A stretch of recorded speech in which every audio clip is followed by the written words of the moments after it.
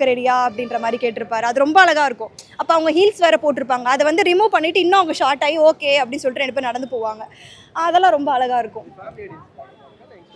Family audience பார்க்கலாம்.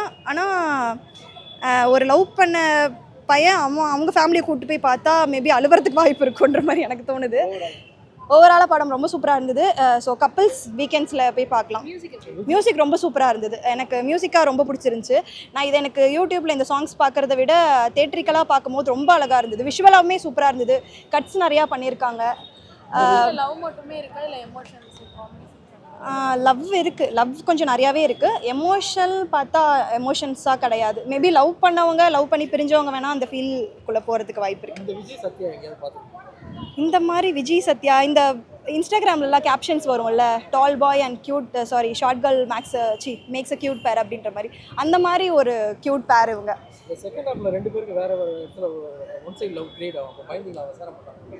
இல்லை, ஏன்னா சத்யாவுமே இருக்கட்டும் விஜயுமே இருக்கட்டும் 2 பேருமே அந்த அளவுக்கு அக்செப்ட் பண்ண மாட்டாங்க.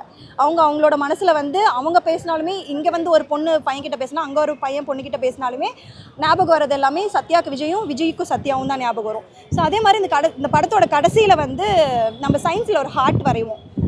நம்மளோட ஹார்ட்டை வந்து வரைவோம். அந்த ஹார்ட்டுக்கும் நம்ம க்ரீட்டிங் கார்டில் போடுற இந்த ஹார்ட்டுக்குமே ஒரு அழகான டெஃபினேஷன் கொடுத்துருப்பாங்க. இது வரைக்கும் நான் அதை யோசிச்சதே கிடையாது. நான் சயின்ஸ் குரூப் படிச்சிருக்கேன். நம்ம ஏன் ஹார்ட் ஈஸியாக வரைகிறோம் அப்படின்னு யோசிப்போம். இதில் ஏன் கஷ்டமாக வரைகிறோன்ற ஒரு கொஸ்டின் மார்க் இருக்கும். அது இந்த படத்தில் வந்து ரொம்ப அழகாக அந்த ஒரு டெஃபினேஷன் நான் எதிர்பார்க்கவே இல்லை. ரொம்ப அழகாக அந்த படத்தோட எண்டில் அந்த டெஃபினேஷன் கொடுத்துருப்பாங்க. ஆமாம், ஆக்சுவலி அந்த படம் ஃபுல்லாகவே அதை கேட்டுகிட்டே இருப்பாங்க, நீ வரும்போது எப்பயுமே சும்மா வர மாட்டியா அப்படின்ட்டு.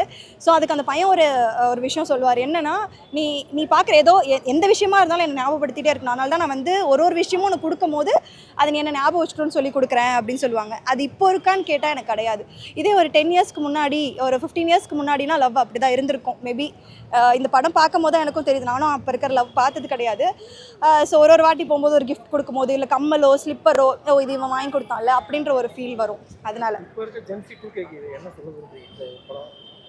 ஜென்சி 2Kக்கு வந்து இதுதான் லவ். 10 இயர்ஸ்க்கு முன்னாடி இருக்கிறது தான் லவ். இப்போ இருக்கிறது வந்து ஒருத்தர் போயிட்டா இன்னொருத்தங்க ஈஸியாக பம்பிள் டிண்டர்னு ஈஸியாக ஆக்சஸ் ஆகிடும், டேட் பண்ணுறாங்க, வேறு மூவ் ஆன் ஆகிடுறாங்க. அந்த மாதிரி இல்லை. ஸோ இந்த மாதிரி லவ் வந்து இனிமேல் இருந்தால் நல்லாயிருக்கும். ஏன்னா இப்போ இருக்கிறது வந்து ஒருத்தர் இல்லைனா இன்னொருத்தர் திரும்பி ஒருத்தங்க புரிஞ்சுட்டு ரிட்டர்ன் வரதுக்குள்ளே அவங்க வேறு ஒருத்தங்க கூட கமிட் ஆகிடுறாங்க. அது வந்து லைக் ஆமாம். ஸோ அந்த ஆப்ஷன் வச்சுமே அப்போ இருக்கிற லவ் கனெக்ட் ஆக மாட்டாங்க. அந்த பிரிவை வந்து அவங்க அக்செப்ட் பண்ணிவிட்டு திரும்பி 2 பேர் சேர்றதெல்லாம் வந்து அழகாக இருக்கும். இப்போ அந்த மாதிரி இருந்தால் நல்லாயிருக்கும். யாராவது இருந்தால் நல்லாயிருக்கும்.